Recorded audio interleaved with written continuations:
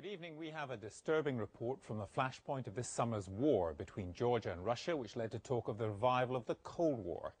Georgia, which seeks NATO membership and boasts about its democracy, claimed that Russia planned and launched an attack. Moscow disputes this.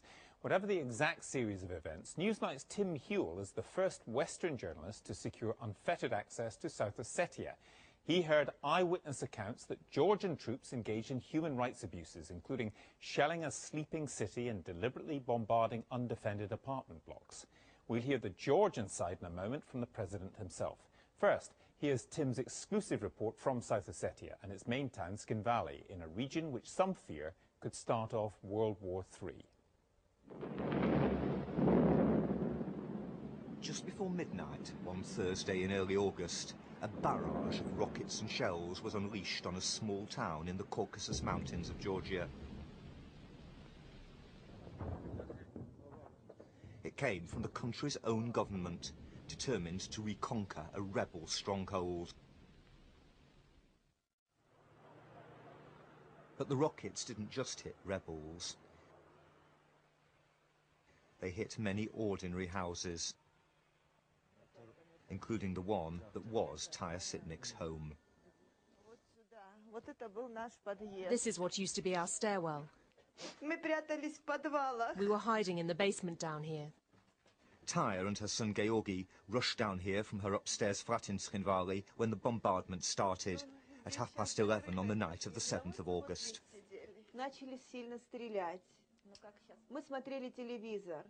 We were watching TV. The firing started not from machine guns, but from heavy artillery. We sat here and thought it would finish, but it got ever stronger. There were loud shell explosions. You couldn't get out onto the street or upstairs. We thought that in the morning it would quieten down, but the firing didn't stop. On the morning of the second day, a fragment of a tank shell hit her son in the neck. He bled to death in her arms. This is where my son's blood was. The neighbours have cleared it up now. They wanted to burn us alive in this building.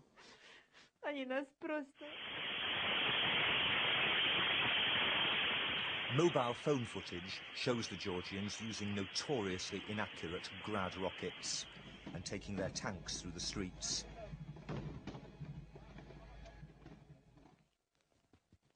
This is what the tanks did to Taya's building. 2 of them, she says, fired into every floor from just yards away. Her flat, less damaged than many, is now a memorial to her only son. Georgi was just 21.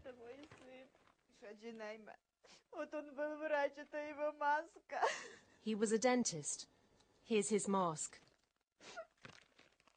I brought his last photos.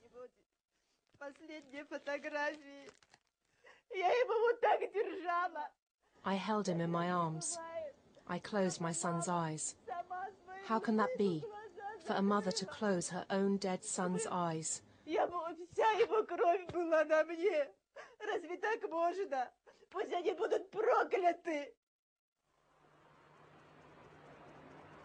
Skinvali, the focus of Georgia's attack, is the size of a small English market town. But it's the capital of a territory, South Ossetia, that broke away from Georgia nearly 20 years ago. Georgia says the Ossetians, backed by their ally Russia, used Skinvali as a base for ever more frequent attacks on surrounding Georgian villages. It says that's why, finally, on August the 7th, it counterattacked. But the opposite Ossetian version of events has barely been heard in the West. I've come to find out what they experienced on August the 7th and the days that followed. Skinvali hasn't been levelled to the ground, as the Russians claimed during the war, but houses that are still standing are often badly damaged inside. What's striking is how much destruction the Georgians inflicted in just a couple of days, and destruction mainly of ordinary homes. For the Ossetians, that constitutes a crime against humanity that the world has closed its eyes to.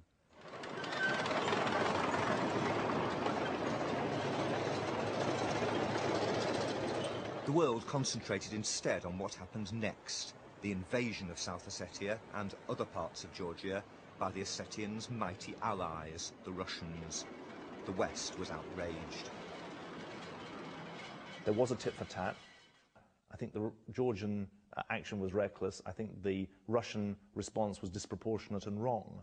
And that is the series of events that have landed us where we are. The rights and the wrongs, both, of each side's actions need to be investigated, but they mustn't occlude the fact that a neighbour with 800,000 people in uniform then invaded a sovereign country that's recognised as part of the United Nations. In Gori, a Georgian town outside South Ossetia, the Russians occupied what was a brand new military base, newly equipped to NATO standards.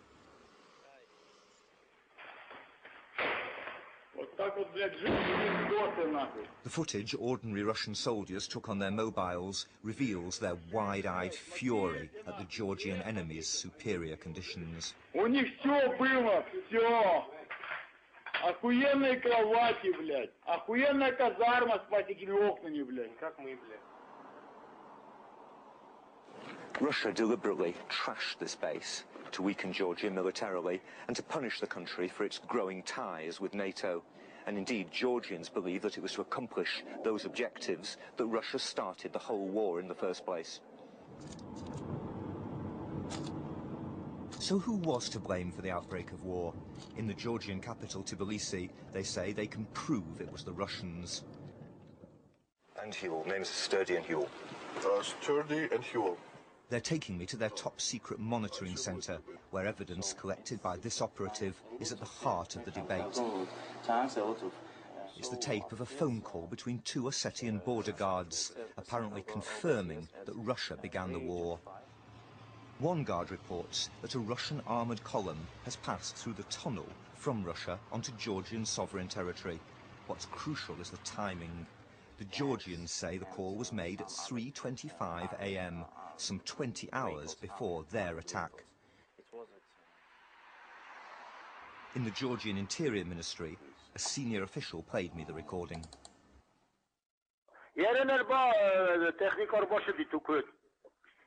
Технико дарма одандар. Ерен эрж бахыстысына. Мана и 20 минут возмарда бунда фток фажстуни адром тасти. Омаҷа бира эштер бира технико ро колти. Ой, тонко барди бентета, бердентета. But despite this apparent evidence, Georgia didn't mention any Russian invasion when it went to war at the end of that day, the 7th. It didn't mention any proof until weeks later, because, it says now, it mislaid the tape.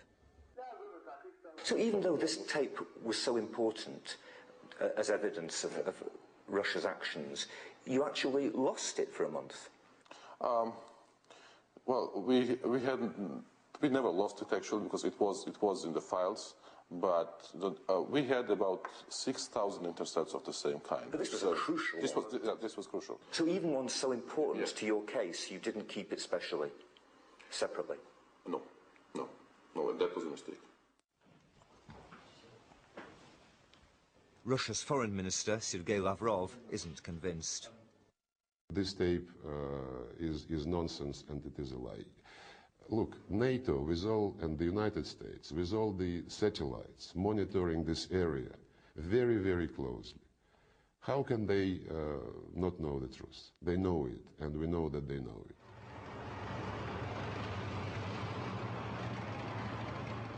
Russia claims its army first crossed the border at the Rocky Tunnel on August the 8th, the day after the Georgian attack on Tskhinvali. I arrived by the same route, the first Western journalist since the war to be given unrestricted access to South Ossetia. If Georgia were right about the timing, Russian troops would have poured down this road from the 7th of August onwards.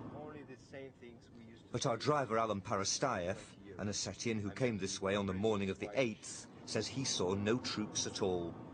That's why the panic was in South Ossetia and in Tskhinvali as well.